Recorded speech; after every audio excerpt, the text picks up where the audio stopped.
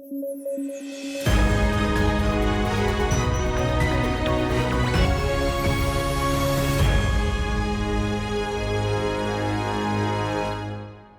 News at 9 programme में आपका स्वागत है। मैं हूं अमृत उपाध्याय। आइए जल्दी से आज के हेडलाइंस पर नजर डालें। दुनिया की पहली चिकनगुनिया वैक्सीन को मिली मंजूरी। वैक्सीन का नाम है IXCHIK। यूरोप की वल्नेवा ने किया विकसित। धन्वंतरि जयंती पर मनाया जाता है राष्ट्रीय आयुर्वेद दिवस। इस साल की थीम है Ayurveda for one health. Ayurveda को मुख्य धारा में लाना है मकसद।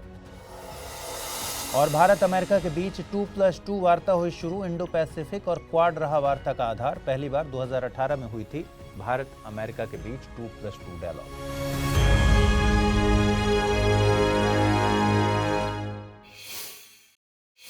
आइए खबरों की शुरुआत करें। दुनिया भर में स्वास्थ्य के क्षेत्र में हर दिन कोई ना कोई अच्छी खबर सुनने को मिल जाती है। हाल ही में संयुक्त राज्य अमेरिका ने दुनिया की पहली चिकनगुनिया वैक्सीन को हरी झंडी दे दी है।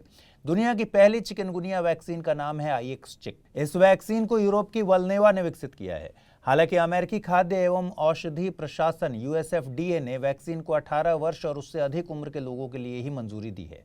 अमेरिका में मंजूरी से उन देशों में वैक्सीन के रोल आउट होने की गति को बढ़ावा मिलने की संभावना है जहां चिकनगुनिया एक सार्वजनिक स्वास्थ्य का मुद्दा है।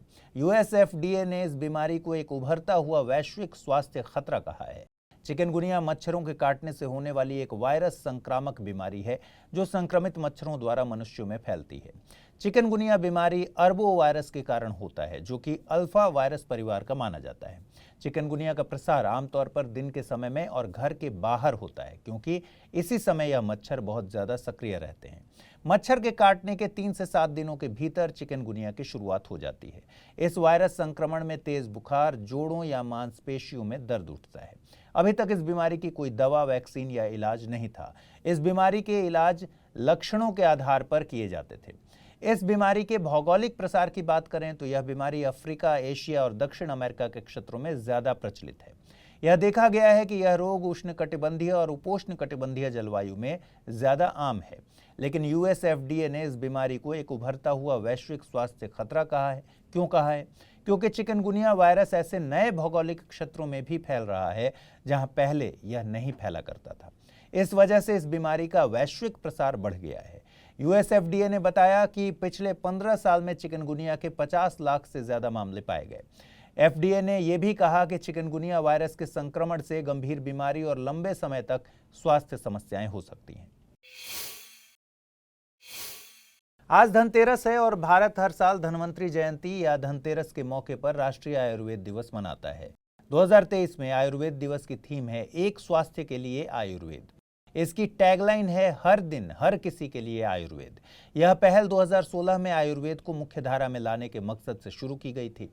आइए समझते हैं कि आयुर्वेद क्या है, इसके फायदे क्या क्या हैं और यह आयुर्विज्ञान से कैसे अलग है।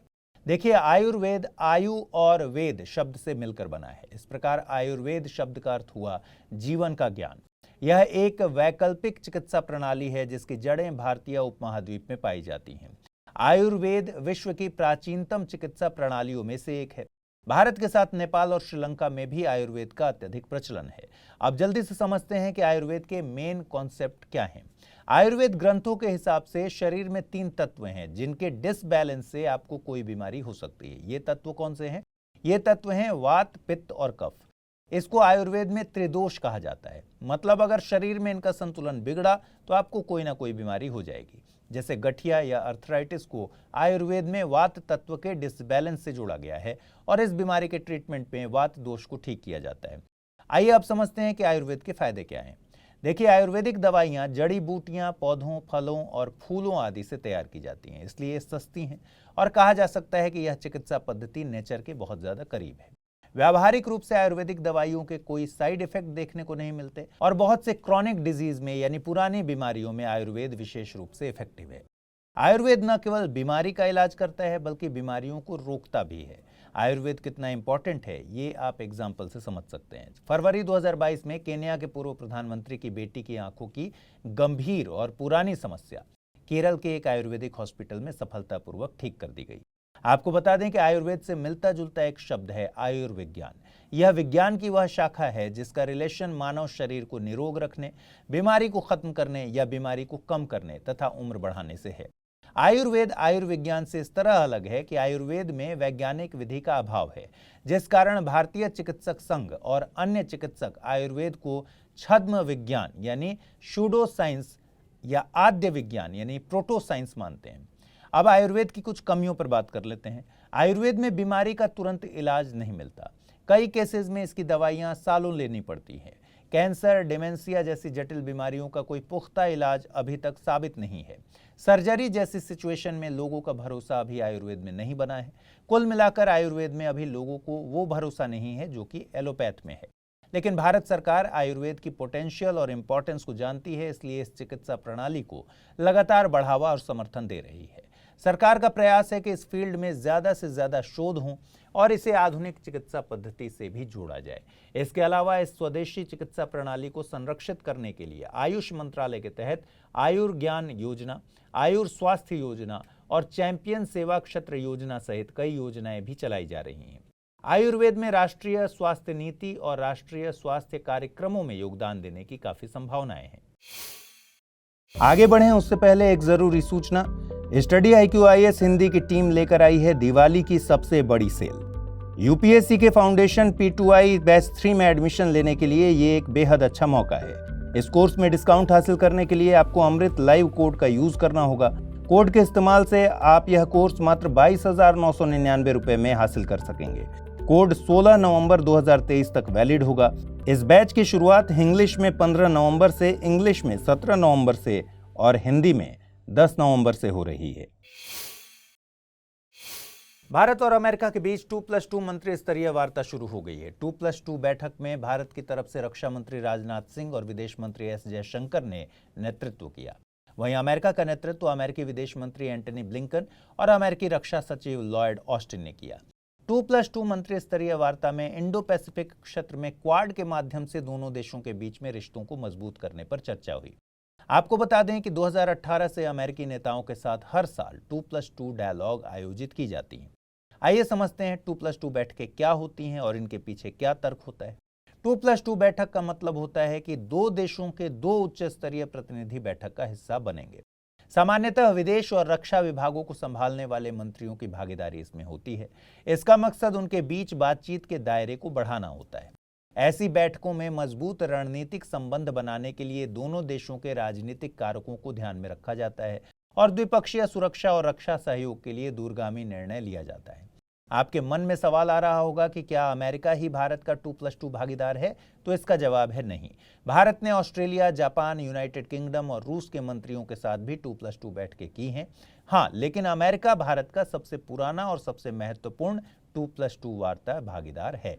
आपको बता दें कि अमेरिका और भारत के बीच पहली 2+2 वार्ता ट्रंप प्रशासन के दौरान हुई, जब तत्कालीन विदेश मंत्री माइकल पोम्पियो और तत्कालीन रक्षा सचिव जेम्स मैटिस ने 2018 में नई दिल्ली में दिवंगत सुषमा स्वराज और तत्कालीन रक्षा मंत्री निर्मला सीतारमण से मुलाकात की थी। पिछले कुछ वर्षों में 2+2 डायलॉग से रणनीतिक द्विपक्षीय संबंधों में भारत के लिए ठोस और दूरगामी परिणाम पैदा हुए हैं। जैसे तेजी से आक्रामक हो रहे चीन के संदर्भ में अमेरिका और भारतीय सेनाओं के बीच सहयोग के तंत्र को मजबूती मिली है। भारत और अमेरिका ने गहरे सैन्य सहयोग के लिए बुनियादी समझौते की एक तिकड़ी पर हस्ताक्षर किए हैं, जिसकी शुरुआत 2016 में logistics exchange memorandum of agreement LEMOA से हुई। इसके बाद 2018 में पहले 2+2 संवाद के बाद संचार संगतता और सुरक्षा समझौता, जिसे कोमकासा कहते हैं, ये हुआ और फिर 2020 में basic exchange and cooperation agreement बेका भी साइन हुआ। इसी प्रकार जापान के साथ व्यापार और सुरक्षा की बातें की जाती हैं और रूस के साथ सुरक्षा और ऊर्जा हितों को ध्यान में रखते हुए 2+2 डायलॉग किया जाता है।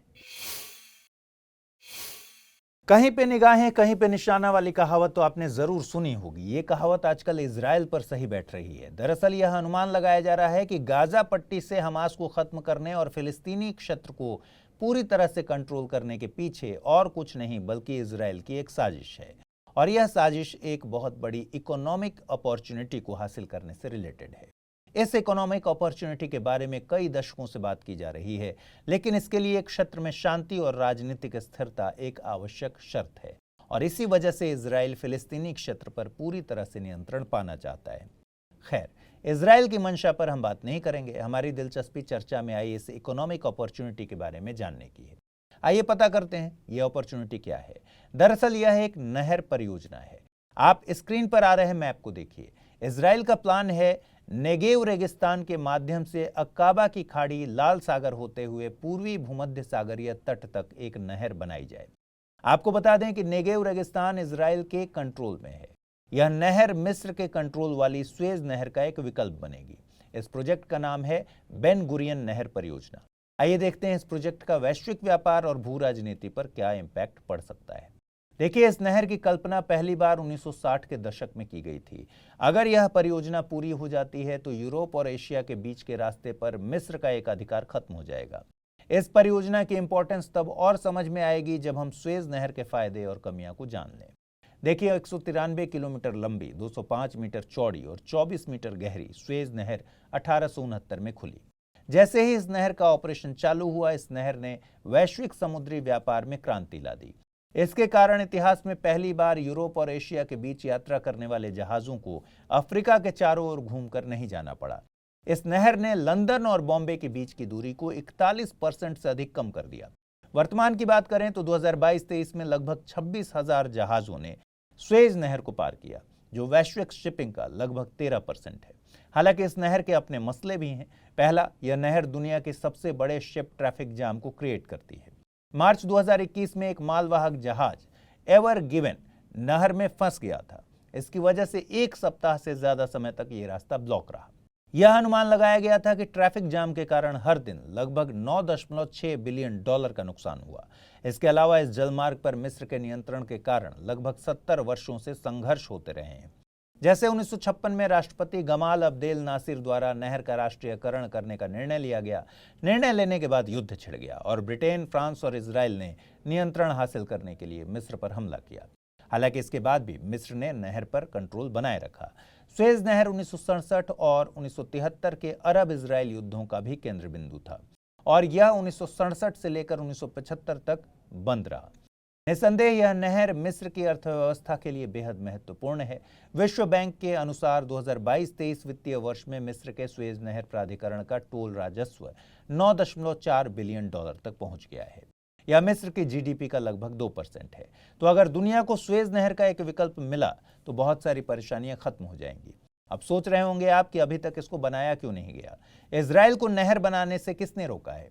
देखिए, बेन गुरियन नहर परियोजना ऑन पेपर अब तक की सबसे महत्वाकांक्षी बुनियादी ढांचा परियोजनाओं में से एक है। इस परियोजना की अनुमानित लागत $100 बिलियन से अधिक हो सकती है और इससे कम लागत में स्वेज नहर को चौड़ा किया जा सकता है और इसकी यातायात समस्या को हल किया जा सकता है। लागत के अलावा बेन गुरियन नहर की लंबाई स्वेज नहर से 100 किलोमीटर अधिक है। अगर यह बन भी जाए तो कई जहाज स्वेज नहर के छोटे रास्ते से ही जाना पसंद करेंगे और फिर भी यह अगर बन जाती है तो हमास या अन्य आतंकवादी संगठन के निशाने पर यह हमेशा बनी रहेगी। कुल मिलाकर नहर के निर्माण में तार्किक, राजनीतिक और वित्त पोषण संबंधी चुनौतियां हैं और वर्तमान स्थिति इसे काफी हद तक काल्पनिक बनाती है। कमेंट करके बताइए कि क्या ऐसे नहर को बनाया जाना चाहिए या फिर नहीं। आइए जल्दी से देखें आज के रैपिड न्यूज में क्या है खास। ग्लोबल वार्मिंग के प्रभाव इतने बढ़ते जा रहे हैं कि हर आने वाला साल पिछले साल के मुकाबले सबसे ज्यादा गर्म होने का आंकड़ा पार कर लेता है। इसी बारे में यूरोपीय संघ के वैज्ञानिकों ने बताया है कि साल 2023 पिछले 1,25,000 सालों में सबसे गर्म होने की राह पर है। आपको बता दें कि बढ़ते तापमान के पीछे मुख्य कारण ग्रीन हाउस गैसों का लगातार उत्सर्जन है और लगातार तापमान के रिकॉर्ड टूटने की स्थिति से पता चलता है कि यह कोई छिटपुट घटना न होकर ग्लोबल वार्मिंग का पर्यावरण पर पड़ने वाला असर है। हाल ही में भारत के मुख्य न्यायाधीश DY चंद्रचूड़ ने नई दिल्ली में महिलाओं की कानूनी जानकारी के लिए विधान से समाधान कार्यक्रम और एक कानूनी हेल्पलाइन नंबर 15100 की शुरुआत की। इसके साथ ही हर legal guide mobile app launch किया। दरअसल इन पहलों का उद्देश्य न्याय को लोगों के करीब लाना है। उन्होंने कानूनी सेवाओं में तकनीक की महत्वपूर्ण भूमिका का भी उल्लेख किया, जिसका उपयोग करके भारत न्याय को सभी के लिए आसान बना सकता है। यह खबर दिल्ली में भारतीय कृषि अनुसंधान संस्थान से ताजी हवा के झोंके की तरह आई है। दरअसल धान की पराली जलाने से होने वाले वायु प्रदूषण की चुनौती का सामना करने के लिए हमारे वैज्ञानिकों ने एक समाधान खोजा है। पूसा 2090 जो धान की एक नई किस्म है। यह किस्म अभी प्रयोग की जा रही पूसा 44 किस्म के विपरीत केवल 120 से 125 दिनों में तैयार हो जाएगी। इसका मतलब यह है कि किसानों को अगली फसल बोने में अपने खेतों को तैयार करने के लिए लगभग 30 अतिरिक्त दिन मिलेंगे, जिससे पराली जलाने की जरूरत काफी कम हो जाएगी। हाल ही में भारतीय राष्ट्रीय राजमार्ग प्राधिकरण ने सड़क अवसंरचना के लिए एक नया वित्तीय उपकरण पेश किया है, जिसे TOT बंडल 14 कहा गया है। पहली बार NHAI बैंक गारंटी के साथ एक बीमा जमानत बॉन्ड का उपयोग कर रहा है। आपको बता दें कि बीमा जमानत बॉन्ड ऐसे उपकरण हैं जहां बीमा कंपनियां जमानत के रूप में वित्तीय गारंटी प्रदान करती हैं, वहीं ठेकेदार शर्तों के अनुसार काम करते हैं। यह एक गेम चेंजर कदम है, जिससे बाजार में तरलता और निजी निवेश बढ़ने की उम्मीद है। साथ ही यह कदम भारत के सड़क नेटवर्क और आर्थिक विकास को बढ़ाने की दिशा में महत्वपूर्ण साबित होगा।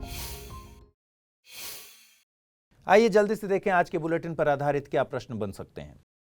चिकनगुनिया से संबंधित निम्नलिखित कथनों पर विचार कीजिए। दुनिया की पहली चिकनगुनिया वैक्सीन का नाम IX चिक है। चिकनगुनिया मच्छरों के काटने से होने वाली एक वायरस संक्रामक बीमारी है। यह रोग सिर्फ उष्णकटिबंधीय जलवायु क्षेत्रों में पाया जाता है।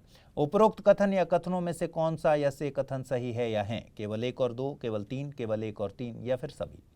दूसरा प्रश्न है, लिमुआ, कॉमकासा और बेका जैसे समझौते भारत ने किस देश के साथ किए हैं? जापान, ब्रिटेन, अमेरिका या फिर रूस? आइए देखें पिछले बुलेटिन में मैंने आपसे क्या सवाल पूछे थे, उनके सही जवाब क्या है। पहला सवाल है, पटाखे को हरा रंग देने के लिए किस केमिकल का प्रयोग किया जाता है? Strontium carbonate, calcium chloride, sodium nitrate या फिर बेरियम मोनोक्लोराइड? सही जवाब है ऑप्शन डी, बेरियम मोनोक्लोराइड। अगला प्रश्न मैंने पूछा था, टीबी के लिए जिम्मेदार माइकोबैक्टीरियम ट्यूबरकुलोसिस है जीवाणु, विषाणु, कवक या फिर उपरोक्त में से कोई नहीं? सही जवाब है ऑप्शन ए, जीवाणु। तो आज के इस बुलेटिन में फिलहाल इतना ही। अपना ख्याल रखिए, ठीक से पढ़ाई कीजिए। अगर आप इस बुलेटिन की PDF हासिल करना चाहते हैं, अमृत उपाध्याय 007 टेलीग्राम चैनल है जहां इसकी PDF रोजाना मिलती है।